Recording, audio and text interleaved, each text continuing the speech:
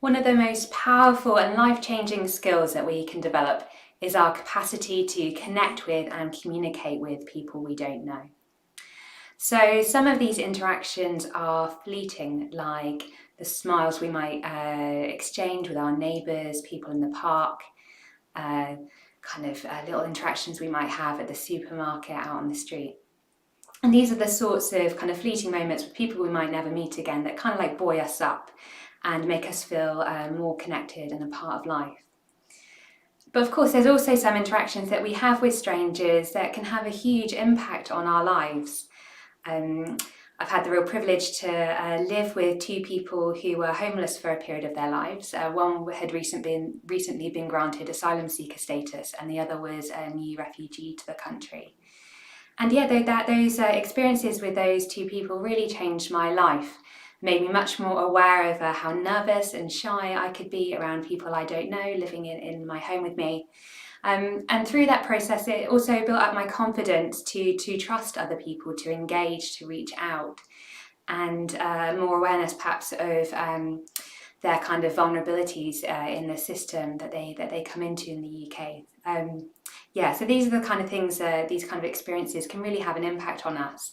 And if I think about all the other kind of life-changing experiences I've had, pretty much all of them have involved me having to take a bit of a risk with someone I don't know.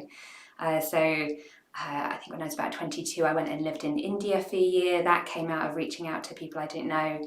The life experiences I've had, like new jobs I've taken on, lifelong friends, hopefully, that I now have come out of this kind of interactions where you've sort of taken a bit of a punt on someone, taken a bit of a chance and reached out across that kind of void of strangeness. Yeah, so taking a risk and sensitively coming into relationship with people we don't know can really change our lives and can change their lives too. So welcome to this week's live stream, this Monday night live stream. My name is Charlotte and I'm one of the teachers here at the Brixton Buddhist community. And a very warm welcome to you if it's your first time joining us. Do click subscribe and the alert button so you can follow our events in the future.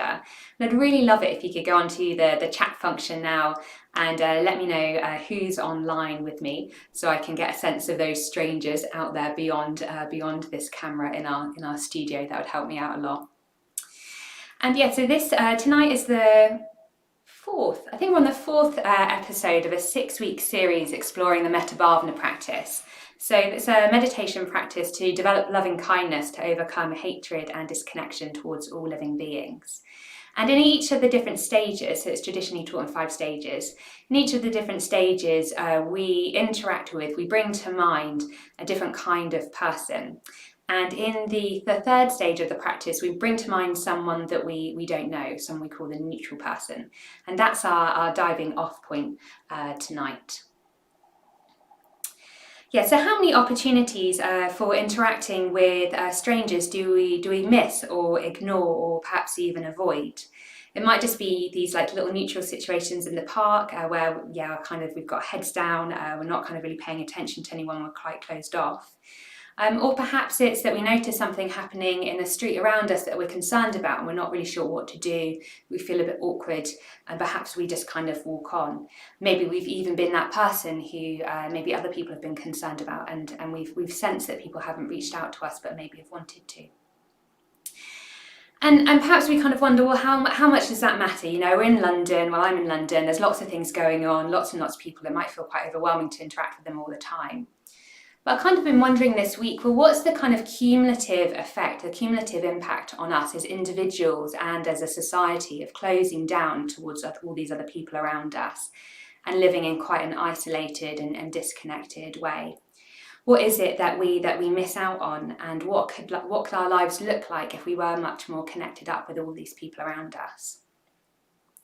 So it seems to me that there are these kind of like 2 different pools in our experience when it comes to people that we don't know. There's this pull towards disconnection, and that might just be most of the time just a bit of indifference towards most of the people around us. But also there's definitely, I guess within the pandemic, there's been a real sense of kind of anxiety and fear. I've certainly felt that, particularly the first few months, this sense of real kind of cautiousness and concern about being around other people, both for, for their own well-being and for mine. Yeah, so that's really understandable, isn't it? And sometimes we have really quite unpleasant experiences with people that we don't know around us in our lives as well. So yeah, there's this tendency to kind of isolate and withdraw in the face of that kind of anxiety and that fear or perceived sense of threat of other people. But of course, we're not isolated individuals. And one of my friends, when I was starting to do this series, I was saying that I really wanted to talk about how meditation isn't just a kind of tool for self-development. And he asked me this really good question of like, well, why can't it just be for self-development? Why can't that be enough? And I thought about it because it was a good question. I just realised, well, we're social beings. We don't live in caves. We can't live in caves. We're kind of we're connected, aren't we? So often one of the reasons why we might even come to meditation as a kind of self-development tool is because we might be suffering in some way, and often that's to do with our kind of disconnection and relationships with other people and with ourselves. So we kind of exist in this web of networks, and we can't kind of step away from that. And just thinking about the impact of coronavirus, just showing how kind of connected up we are. I follow, you should go and look this guy up. I follow sometimes a guy called Maximus Iron Thumper on YouTube. And he is a really excellent self-sufficient guy. He lives off-grid in the UK. He's very, very wonderful and talented man and does these really wonderful videos. And he noticed that when the pandemic broke out, someone left a comment on one of his YouTube videos saying, "I bet you're glad that you're self-sufficient now." And he had a real think about it, and he was moved enough to actually put up a video saying that actually he's not glad to be self-sufficient. And he said that it's not enough that I live an off-grid lifestyle, that I'm okay myself. So because I'm not that bothered about me, I'm bothered about the people I care about. And it turns out I care about a lot more people than I thought I did. And if they're not okay, I'm not okay.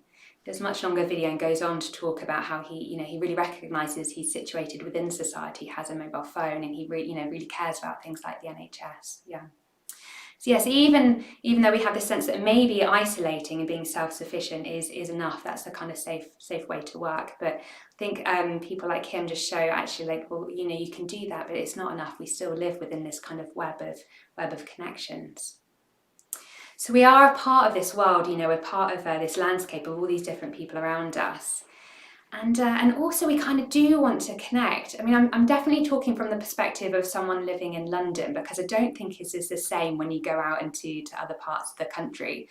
Whenever I've ended up in a bus on retreat, going on retreat in Wales, I just notice how much more kind of open and forthcoming people are just getting into conversation with you. But in London, it seems like we need some kind of excuse.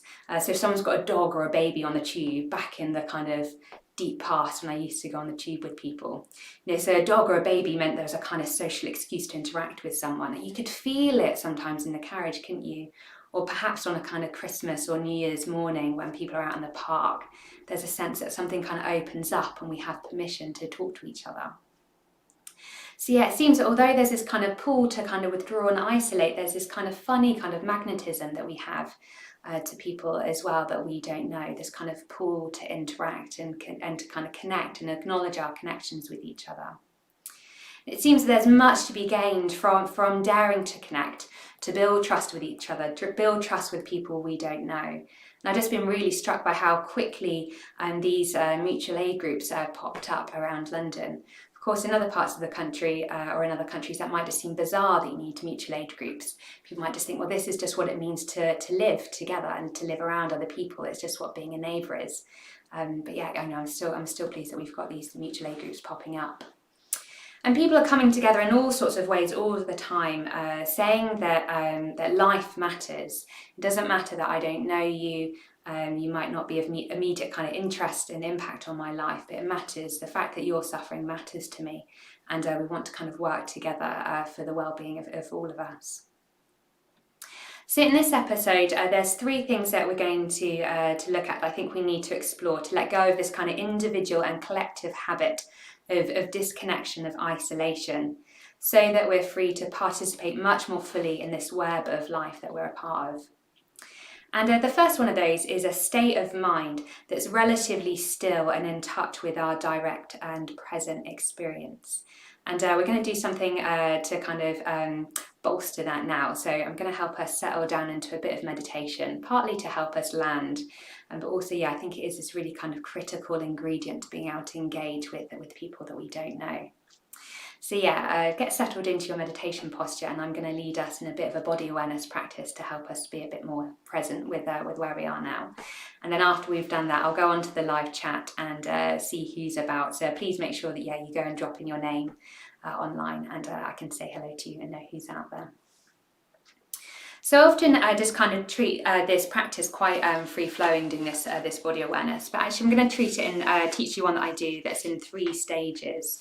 So a 3-stage breathing space, and it's really handy because you can use it at any point. You can use it if you're queuing to get in the bank, if you're just waiting to go and do something, having a walk in the park, sat on a bench.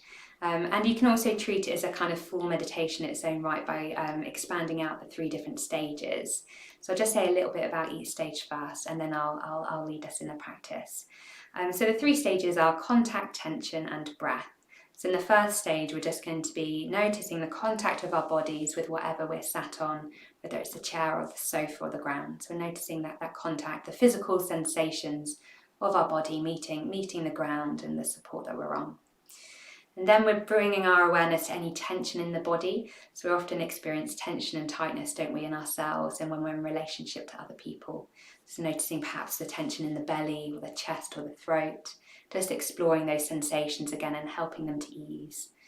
And then in the 3rd stage, we'll be noticing the sensations of the breath, wherever we can feel it most in the body. Perhaps that's the chest or the belly. Great, so just get yourself comfortable and make sure ideally that you're in a kind of upright and supported position, and particularly that your hands are supported somewhere as well, so you're not kind of slouching forward and pulling on your shoulders. And when you're ready, you can just close your eyes and notice the kind of strange experience of drawing more inwards.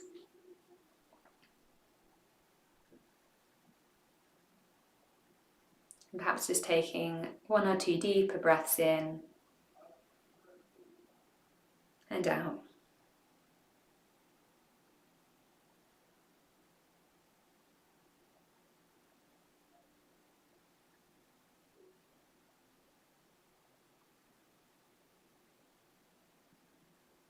So in the first stage, noticing the contact of your body with the cushion beneath you, with the chair, with the ground. So you'll be feeling the heaviness of your body and the points of contact like the sitting bones, the buttocks and the feet.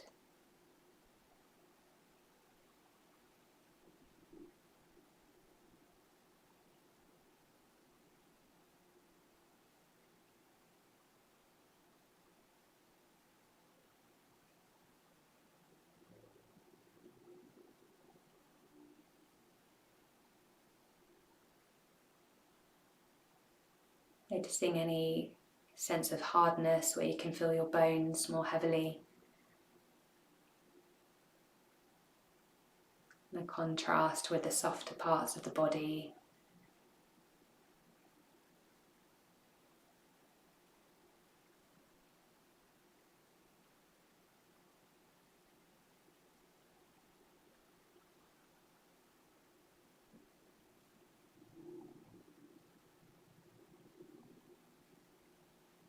Perhaps giving your toes a bit of a wiggle, just to notice where they are in relation to the rest of the body. What are they resting on? Perhaps you can feel the material of your socks or the carpet below.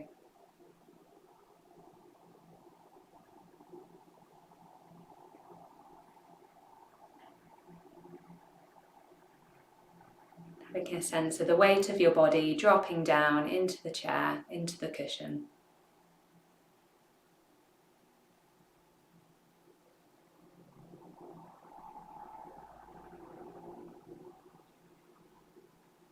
And now noticing any major points of tension in the body.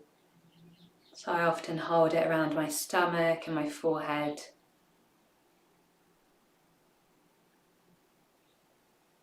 So what does that feel like? Does it feel like a big knotted ball? Is there perhaps some sharp pain? Just a sense of holding, perhaps.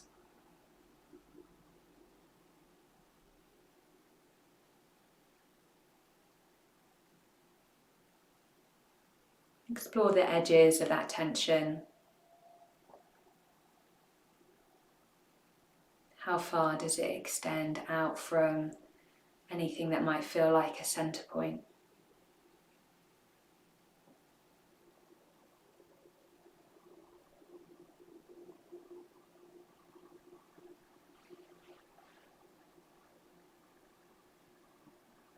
You might notice that just with awareness,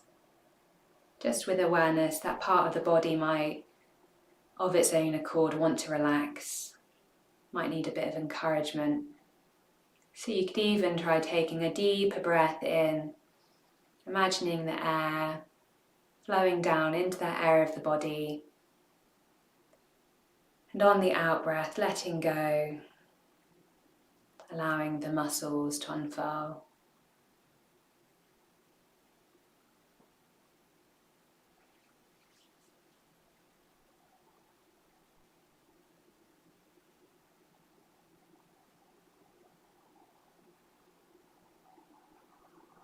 Noticing what that area of the body feels like now. Is there a sense of release and ease? Or it might still feel very locked up. Doesn't matter, just noticing where you've got to.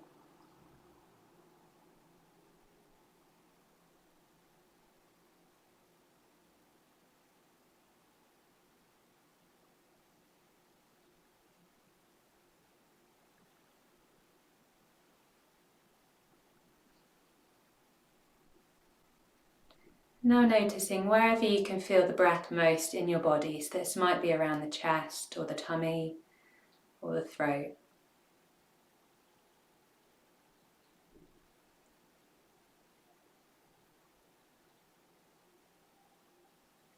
And the quality of our breath is very closely connected with our emotional state. So it's a really good indicator of how we're doing right now. Is it quite constricted and tight because we're holding elsewhere in the body? Or is it more expansive and deep?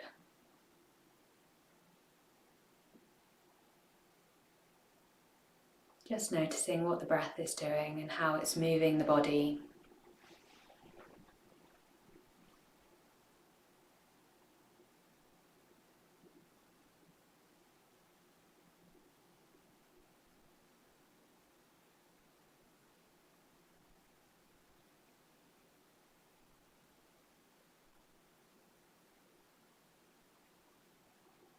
Now letting go of any sense of trying to do anything, any sense of trying to meditate. We'll just sit here for a few moments, just with a broad awareness, just noticing anything coming in and out of our attention. Just sitting.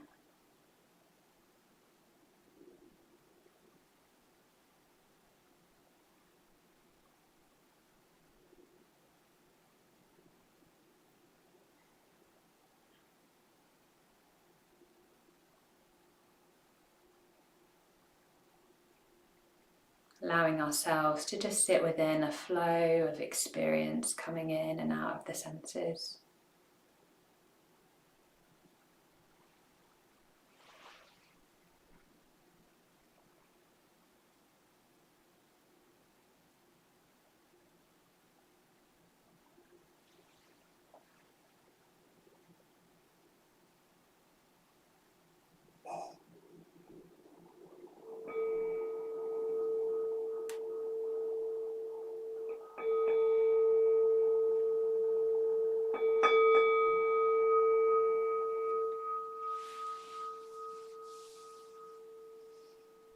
Great, and opening your eyes and coming out of that meditation when you're ready. Just going to go over to the live chat stream now just to see who's joining us this evening.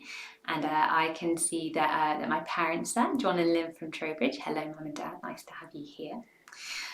It's really nice having my parents join the live stream. It's such a delight. So hello. Then Susanna from East Dulwich. Hello, Susanna. Alex as well. Hey, Alex. And Pam, my dear friend Pam. Well, a lot of people on here, my dear friends as well. Lisa from Camberwell. Ian. Hello, Ian in Lewisham. Viranaga as well. Laura from Brixton. Yanis too. Sammy. Oh, hello, Sammy. Hello. Yeah. And let's bring up the live stream there. And Mike Trunara as well. So yeah, do keep sending in your messages, and I'll do some more shout outs in a bit if there's some more of you joining. We've got about 20 people here tonight. Yeah, so we're so this first stage of establishing a kind of state of mind that's relatively still and kind of present with our direct experience is really necessary. You know, there's no way that we're going to be able to kind of connect with anyone else if we're totally disconnected from our own bodies and from our own experience. And so often our minds are just caught up, aren't they, with stuff in the past or in the present that we're not kind of really aware of what's going on around us. I don't know if anyone else has had this cycling through London, but I've had occasionally terrifying moments when I realise that I've kind of got somewhere on my bike. I haven't cycled for a while, but I've got somewhere on my bike and I'm not entirely sure how I've got there. It's been a route that I've known, you know, I've done a lot, and then suddenly you kind of find yourself towards the end of it. And you must have just really been going on autopilot, and clearly you must have been taking in stuff around you. Otherwise you wouldn't have managed to make it there. You'd have probably gotten hit by something. I'm not sure if this is anxiety inducing for my parents watching this, but I don't know if anyone has it, but this is a sense of like, you've also just been you've been aware of what's going on, but you have also been thinking about something else at the same time. And you haven't been entirely aware of everything going on, you know, the detail of everything that's going on around you. Yeah, so often we're just kind of caught up, aren't we, in our own minds and not kind of present with what's going on for us or other people. So that's one of the first things that we need to develop. And there's lots of ways that we can develop that in our meditation practice, particularly with mindfulness of breathing. And then the second thing that I think we really need to develop with coming into relationship with people we don't know is an interest in life that's not based on utility. And I was reading a book by Maitreya Bandhu called The Journey and the Guide recently, and he said something like, the kind of attention that we bring to the world changes the world. So it's this kind of attention that we want to be looking at. And I think really, if I just speak for myself, if I'm to totally be honest, most of the time I'm just used to engaging with people in the world around me based on really getting what I want. You know, there's not entirely selfish purposes all the time. Often what I want is quite a good thing, but I'm often quite goal-oriented, aren't I? Well, I think most of us are around kind of navigating through the world, trying to achieve the things that we need to. And I had a good conversation with a friend of mine last week about this. Like, well, what makes the neutral person in the third stage of the metta bhavana the neutral person? Because before you have a good friend, there's a lot of kind of positive feeling towards them. In the stage after, there's a lot of emotion as well. It's someone that you're having a bit of difficulty with. And she said, I think with a neutral person, it's just because there's kind of less in it for me. Even with a difficult person, there's something in that dynamic, you know, that I'm kind of really concerned about. Either something in me feels a bit kind of threatened, or just a kind of bit upset with them. But I'm kind of sort of quite fully involved with those two people. But the neutral person, they tend to kind of just like slide off in our meditation, or we kind of slide off of them, don't we? It's very easy to kind of end up thinking about something else in that stage. So yeah, so often there's this kind of sense of, if we're to be really honest with ourselves, we're kind of engaging with people based, or kind of being at the sort of centre of our own universe. My friend Amma Pushpa's got this great metaphor, I'm pretty sure it's her actually, that it's as if we're kind of, we're the kind of a lead figure in a film that's about our lives, and everyone else around us in the world is kind of just sort of like extras with kind of relative degrees of kind of importance in the film. So if we're trying to move away from a kind of attention that's based on utility, with us kind of being sort of the centre of things, well, what kind of attention are we trying to develop instead? And I think this is really one that's based on kind of appreciation, curiosity, and openness. It's an attention that recognises that the life around us is inherently valuable. We're inherently valuable. We're precious, and our lives are also very fleeting and they change a lot. So I think this kind of this kind of attention, or this kind of way of looking at the world, there's a certain sort of stillness that we have in that attention, where we're not just trying to make anything happen all the time. We're not just going about just thinking about what we need to do next.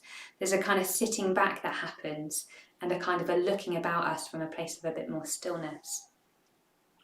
I've been reading a bit more poetry recently and been thinking about, oh, that's the kind of attention that poets bring to the world. You know, if you're reading a poem and someone will just bring out something that's very just kind of like very kind of like refined, or they've really kind of seen something, and it might be about a wild goose or a flower or a bee, or some kind of interaction between human beings at a time of crisis or pain. But there's a kind of intimacy that they have with the world, a kind of real sort of getting up close and really taking something in.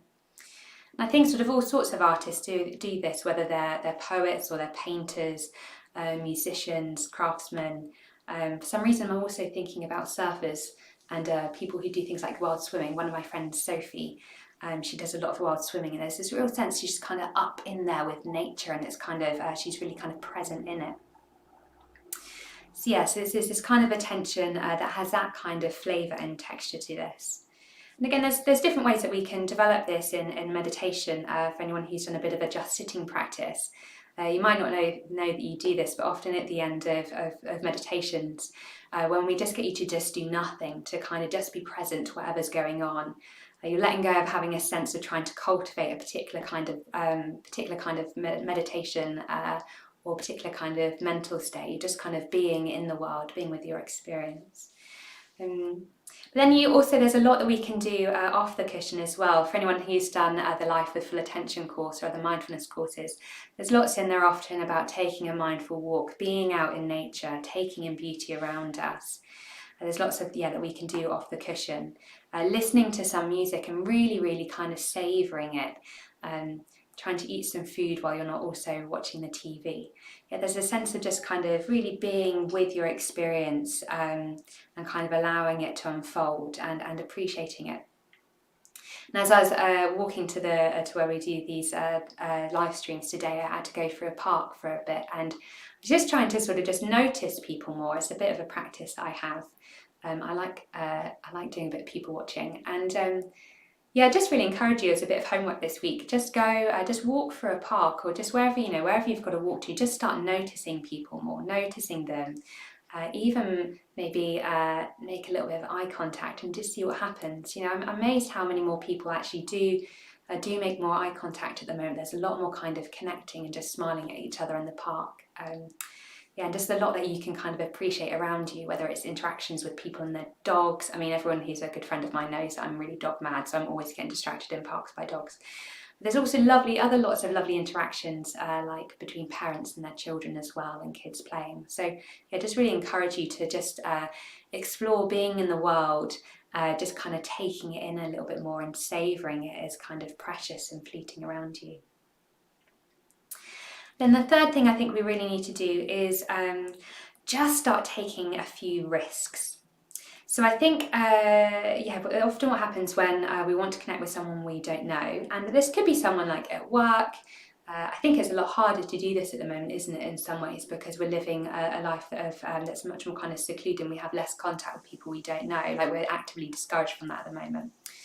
But I still think there's a lot that we can do, you know, in the environments that we're in, like at supermarkets, when we're just taking a few minutes just to pack our bags, and there's a cashier there who's probably had a long day and they're probably quite tired.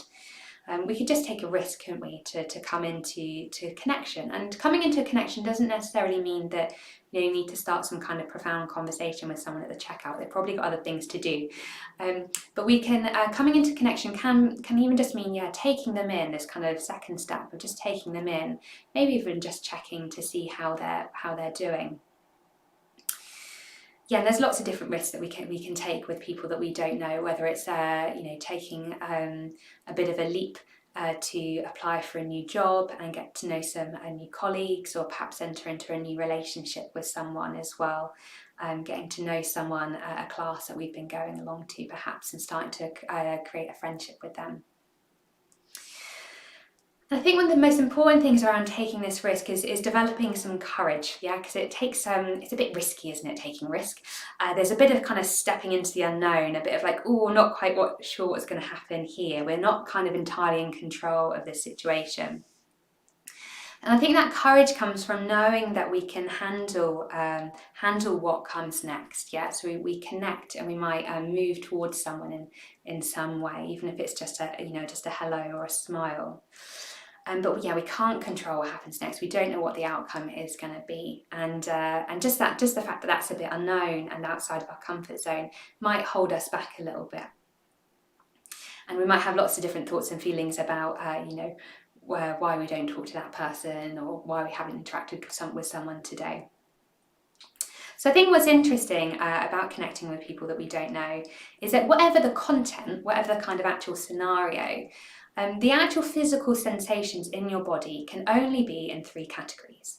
They're either going to be pleasant sensations in the body, unpleasant sensations in the body, or kind of roughly neutral. And you'll be pleased to know that you are developing a kind of sensitivity towards those kind of sensations every time you do the Metabhavana practice. Because of course we bring to mind someone that we like, someone that we don't know, and we kind of don't have any particular feelings towards, and someone that we're having some difficulty with. And our experience of that in the body is pleasant with a friend, kind of neutral with the person that we don't know, and unpleasant with the person that we're having some difficult communication with. So again, whatever the content of those relationships are, the actual experience in the body is probably kind of roughly similar. Like, I hold all of my anxiety in my stomach and in my forehead and in a few other places in the body, but it's mainly all in my stomach. So it doesn't matter whether I'm doing a live stream and I don't know how you're receiving this, or I'm having a bit of an argument with my boyfriend that I've probably started, or I'm thinking about starting a women's community, which I am at the moment. It just basically all goes on in my stomach, and I can get to know those sensations in the body. I can become familiar with them, and then I can still connect with this intention to reach out to whoever it is and that I'm coming into relationship with. So in this instance, a person that I don't know particularly well, or perhaps a complete stranger. So noticing what's going on in the body, and then becoming familiar with that kind of territory, familiar with our kind of responses, like, oh, this is what happens when I want to say hello to someone in the park, or immediately thought of see if I can say hello to their dog as well. But there you go, that's just what happens in my mind most of the time. We can notice what happens in the body, perhaps that kind of slight like anxiety, which we can feel a bit unpleasant and want to withdraw, even if we want to connect at the same time. And then we can still choose to connect. We can recognise those feelings and still move outwards towards the other person, on the basis of the other 2 things that I've been looking at. So on the basis of being aware of our own kind of present experience, like, oh, I'm feeling a bit tight, a bit nervous, and also having a kind of awareness of the person as existing from their own side. So we're not just engaging with them just to get something out of the interaction for ourselves. Yes, this kind of mutual appreciation and awareness that we're kind of able to hold in mind as we're coming into relationship with this person.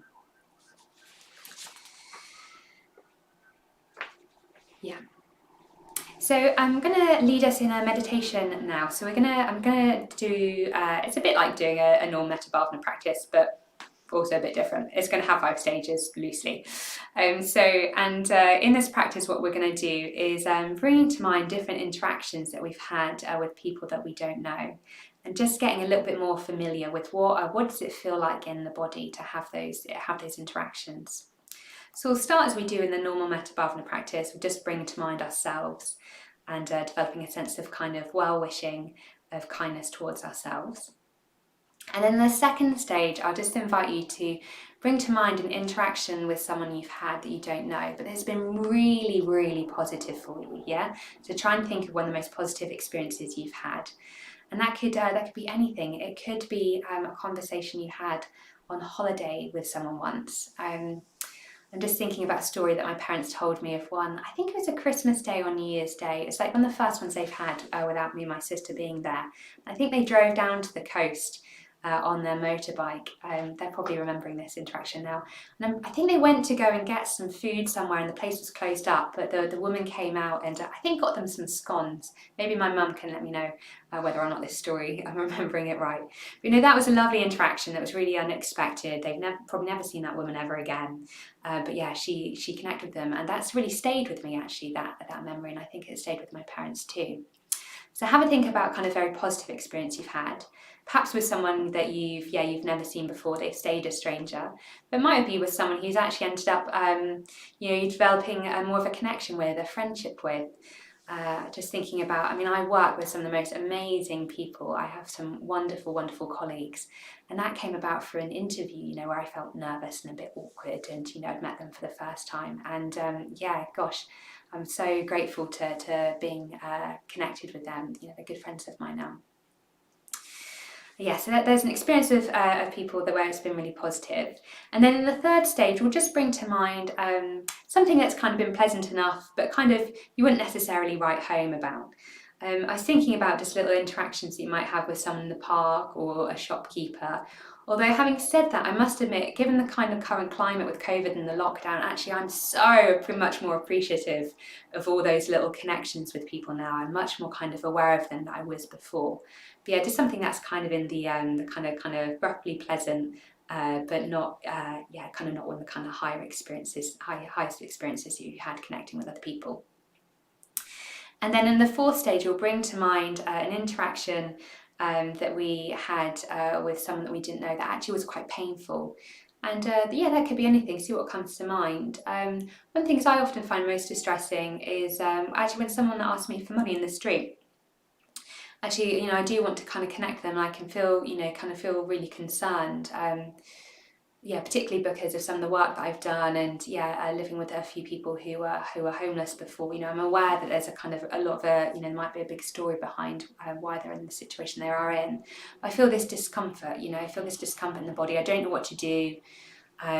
You know, I do a lot of what people do sometimes. They say, "Oh, I don't have any cash. I'm not quite sure what to do in that interaction." I kind of isolate, and you know, I can feel it in my body. I close inwards, at the same time as wanting to connect, but that might be a bit difficult. I also know people are having like real struggles with interacting with people in shops at the moment as well. You know, you're all there, you know, sometimes you're there trying to make sure everyone else is safe, and then you really feel that you're not getting taken in, and someone pushes into you, and you know, it's just being a bit rough and not kind of paying attention to other people as well. So that's what we'll do in that stage, is bring to mind a bit more of a difficult interaction with someone that we don't know, that we've had a bit more recently, that's fresh in our minds. And then in the fifth stage, so what we'll do at each of these stages, we'll just bring to mind that situation, evoke it in our imaginations, see what happens in our body, and then we'll still see if we can wish those people well, whatever the circumstances. And then in the fifth stage, we'll bring them all to mind and then start expanding outwards to bring into mind more and more people that we don't know, as far as we can go around the world, and get a sense of kind of wishing the best for all of those people. Yeah. I'm just having a little look. I can see my mum's put a little message. Yes, it was that a memory that I was recalling. It was in Stratford upon Avon on the motorbike on Christmas Day. And it was a real act of kindness. So I think my mum might have one she can do for the second stage. So yeah, so if you just get set up again in your meditation practice, in your meditation posture, we'll go for about 15 minutes. I've been talking a bit longer than normal, so I'll probably end up needing to run over slightly, but hey ho, we'll be okay. Great. So yeah, just settling into your posture. Like before, perhaps just noticing the contact of your body with the cushion or the chair.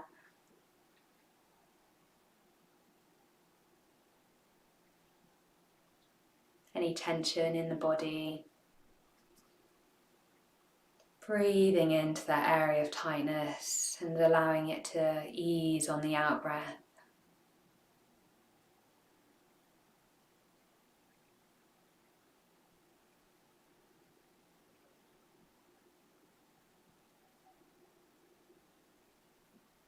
Allowing the breath to just fall into its natural rhythm, whatever it wants to do right now. using this as a way to come into relationship with ourselves. So how are we doing right now?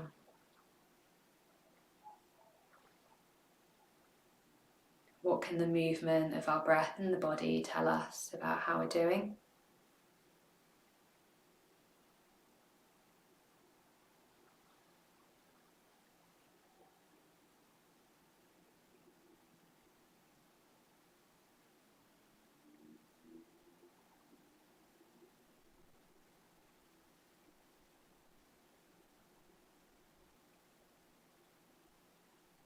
As we would normally do in the Metta Bhavana practice, we can wish ourselves well. So you might want to drop in some of the traditional phrases that we use, like may I be well, may I be happy. Or if you've been practicing for a while, you might have your own way into developing that sense of intention, of well-wishing.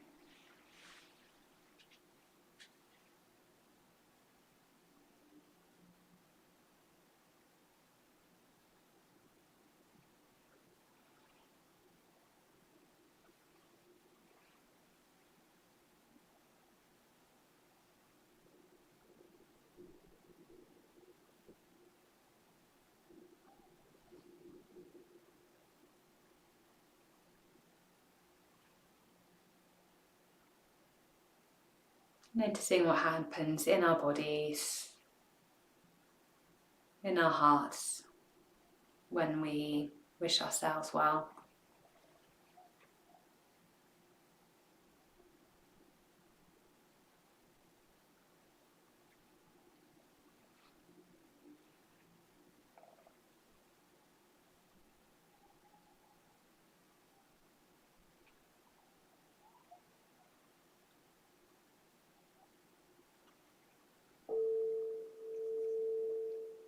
In the second stage, we're bringing to mind a really positive interaction that we've had with someone that we don't know. Might be something recently, perhaps might be an experience we've had quite a while ago, maybe on holiday.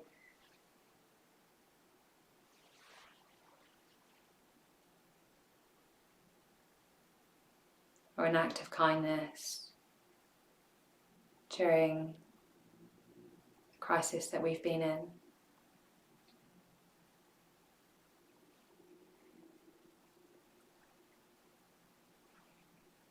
Just taking some time to really evoke it in your imagination. So where were you? Were you indoors or outside? A sense of the time of day that you're in. So just really engaging all of your senses to bring that situation to mind.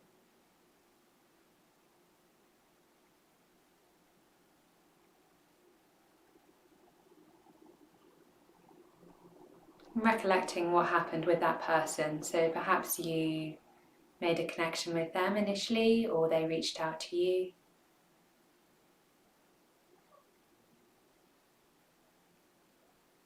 You might not even be able to remember what they look like now. I often can't.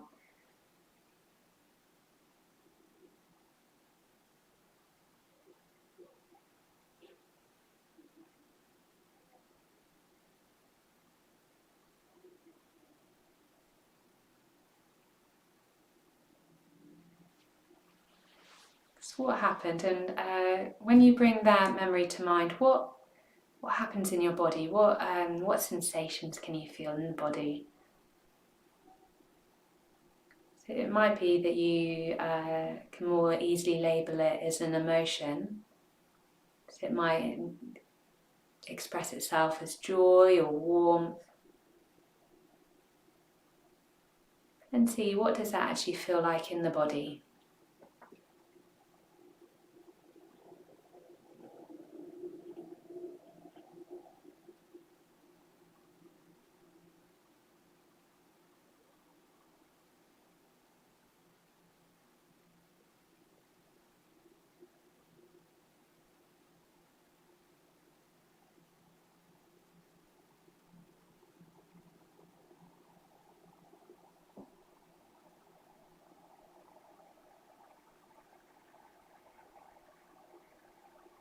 To see if you can encourage those sensations to just start expanding outwards through the body.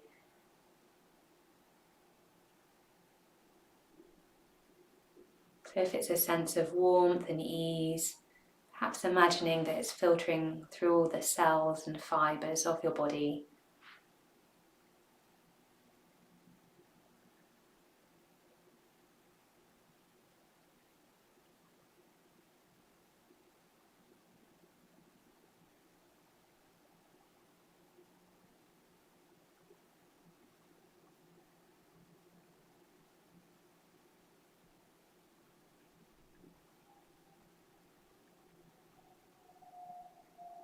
We can also wish that person to be well and to be happy, wherever they are now.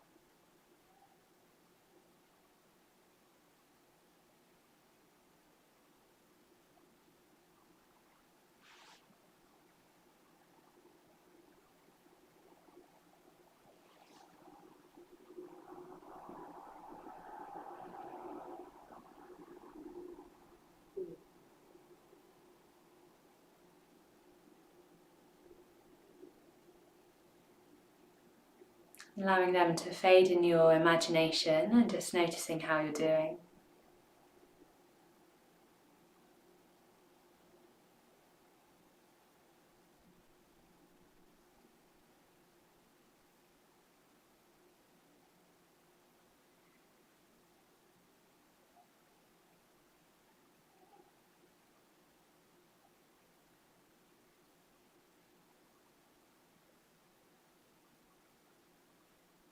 Next, bringing to mind a recent interaction that's just been very simple, perhaps just very fleeting with someone, but where there's been some sense of connection with them.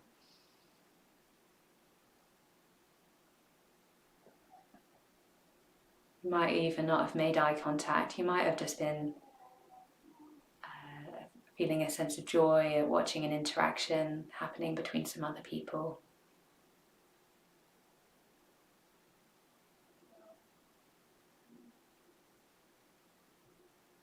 Again, really trying to evoke it in your imagination. So where were you? What was the weather like? Were you outside or indoors? Most likely outside in this case, but it might have been in the shop.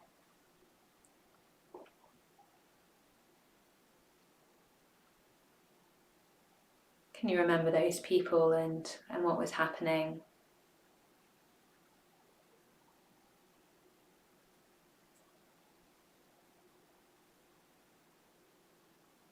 And even that small moment of awareness and connection, bringing that to mind and noticing, what does it feel like in the body?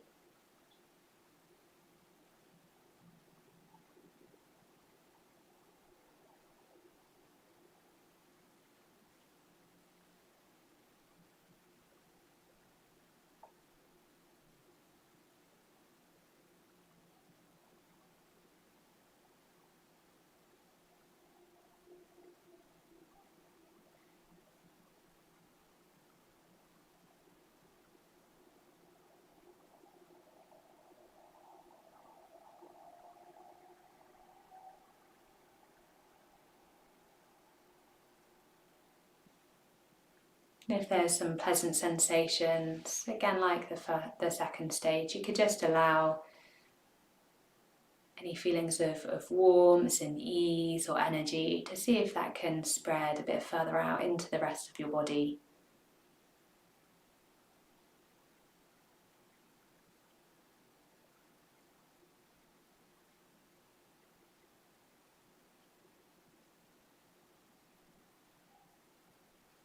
Again, we can wish that person or those people well, whatever they're up to now, whatever's going on in their lives.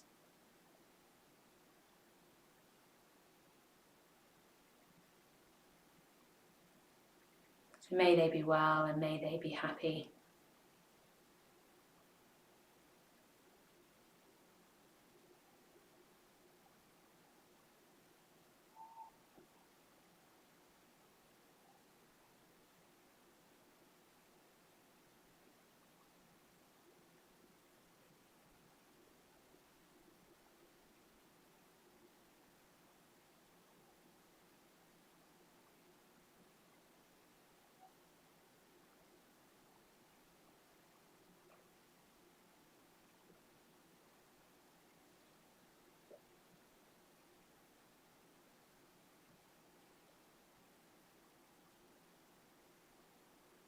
Again, allowing them to fade in your awareness and just noticing how you're doing right now.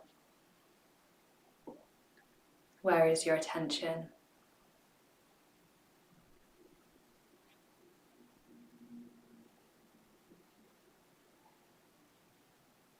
If you've got very distracted, perhaps taking a moment to just notice the weight of your body on the chair, and the movement of the breath in your body as well. Just being mindful not to lose connection with our own bodies and our own experience.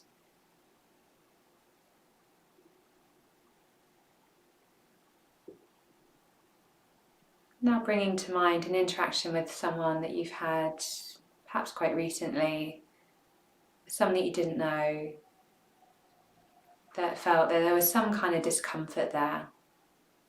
So there might have been a sense of anxiety or a shyness, a bit of confusion.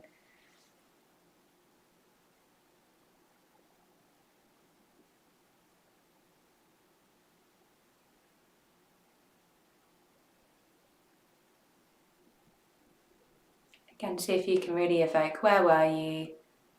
Do you remember anything about them? What do you remember? What were they up to?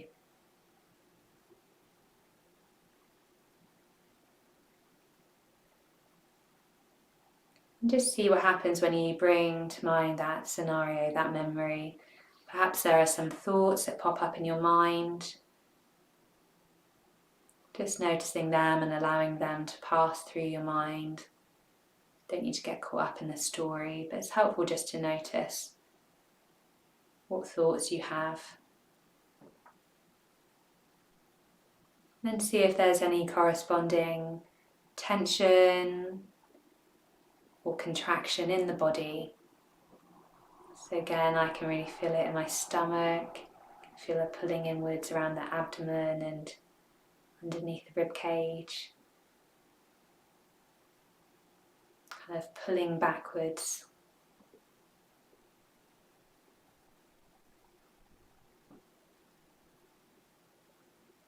So just noticing that in our bodies, noticing that tension, like we did with the first practice this evening. See what happens just becoming aware of that tension. Perhaps it will ease of its own accord, or it might be helpful to breathe into that area. And just seeing if you can more strongly bring to mind that person again. Just kind of acknowledging that we don't know what was going on for them and that we won't know.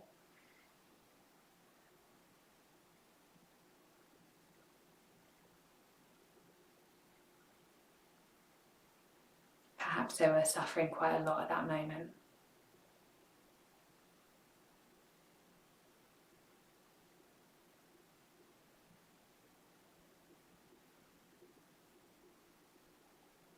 Seeing if it's possible to hold both, perhaps that sense of withdrawal and contraction in ourselves, but also the reality of whatever suffering they might have been going through at that time as well, whether or not they were aware of it.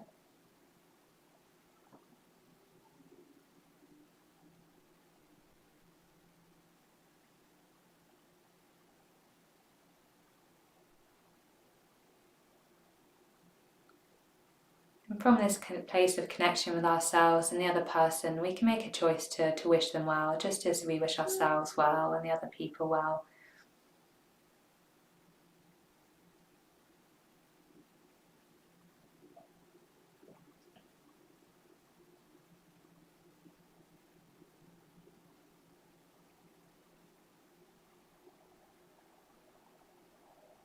So may they be happy and may they be free from suffering.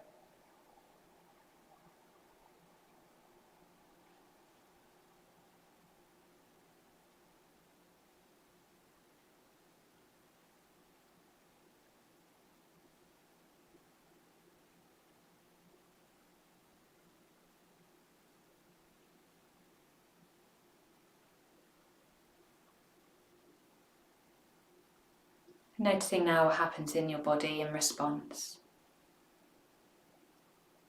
You might still feel very tense, or there might be some easing. Just noticing whatever's happening.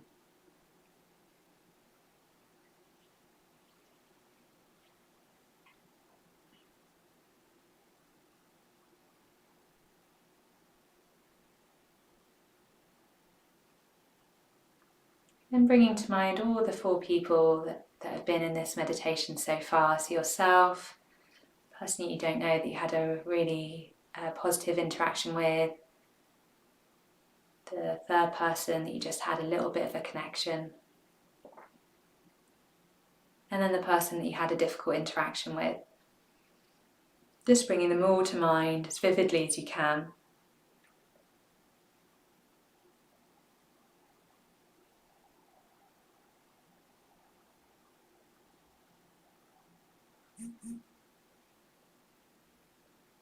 Being aware that their lives are a real mystery to us.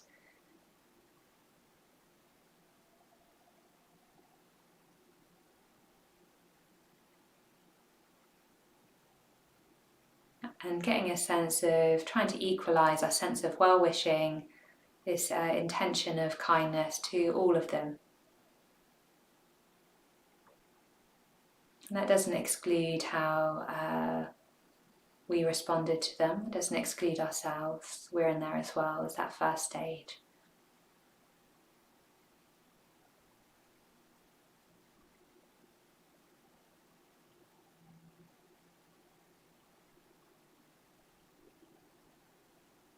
And it's time to bring to mind more and more people. Start with the people that we know, our friends and our family. Often our friends, if they've started off as being strangers to us, haven't they? So we can bring to mind them. Of course, as we start to widen out this circle in the last stage of the practice, we basically get out into a load of people that we don't know. The majority of people in our practice are people in the 3rd stage of the metta bhavana. It's people we don't know.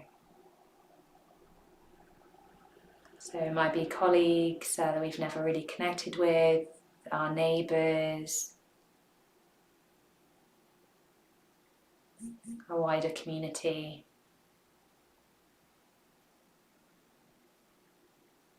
And perhaps all those stories of people on the news that we've never met. So they're not just a kind of entertainment feed or a source of anxiety at the moment, they're real kind of stories, real lives.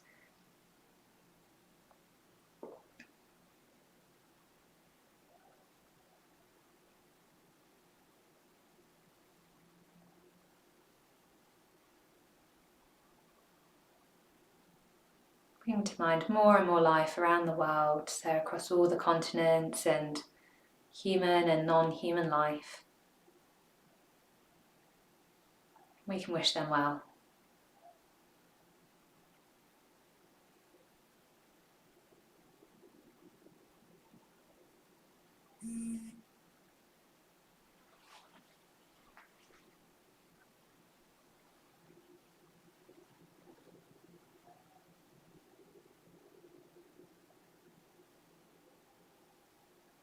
Just letting go of any effort, and we'll do a bit of a just sitting for the last few moments. So we're not having to have a sense of developing anything or cultivating anything.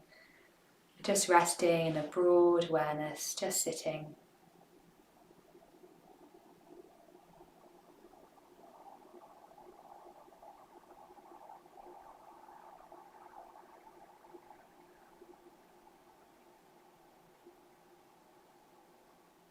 Sense of appreciating our experience, just as a poet or a painter might look at the world around them.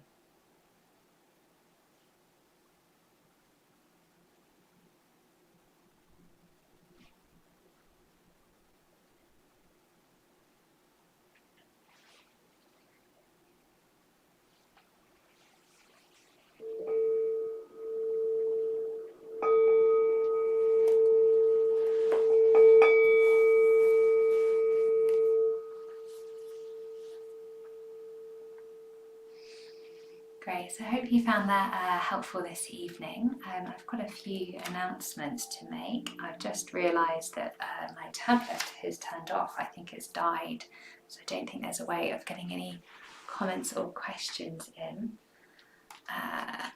No, I think it might be tanked. Okay, that's fine. That's okay. Great, yeah, so I hope that's been helpful for you.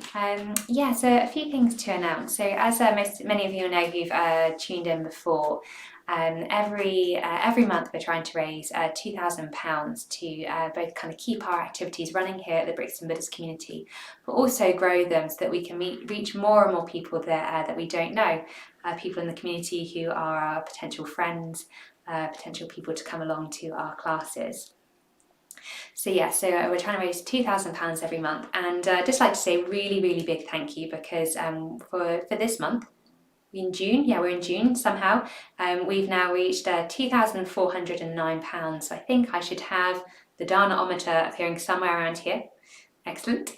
Great, so thank you so much for everyone's help in raising that money, and thank you to Pam, who set up a new monthly donation, and also to Yanis and Barbara for new one-off donations as well. So thank you very much for doing that and enabling us to expand our activities as we can. And then a couple of announcements. I think I'll probably just do one main announcement. So the main announcement is that on Saturday we've got a festival day called Dharma Day. So the Dharma is both the kind of the truth and the teachings of the Buddha that we follow, and our meditation teaching is included in that. So the Metta Bhavana is actually a very ancient practice going way back to the Buddha's time, 2,500 years ago. So if you're learning the Metta Bhavana, you're learning part of the Dharma. So the day we've got on Saturday is going to be full of a few different events. In the morning at 10:30 for an hour, we've got Drop in Dharma, which happens every other weekend. And this weekend it's going to be exploring one of the ethical precepts that Buddhists take on.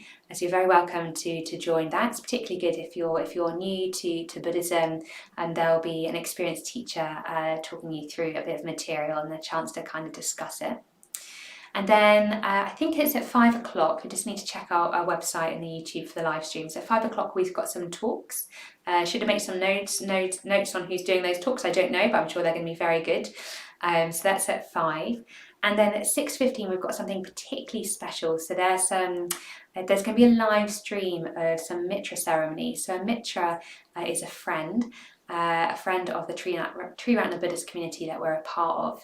And as part of those ceremonies in the day, you'll be finding out a little bit more about what it means to become a mitra as part of our theme of what is a spiritual commitment.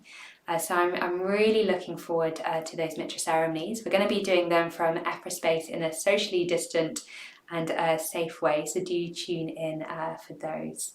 Yeah. I think that's it for announcements. Yeah, I'm really sorry that I can't see any comments or questions. Oh, of course, the next thing that's happening is in 10 minutes. So at 8:45, we're going to be having a Zoom discussion. So drop into the Zoom discussion, even if you've never been into one of them before. We don't bite. Come and say hello, and we'll just be talking about some of the themes that have come up from the meditation sessions and the things I've been talking about this evening. So I think the link for that should be underneath in the info section of the YouTube channel as well. It might be in the comment section too.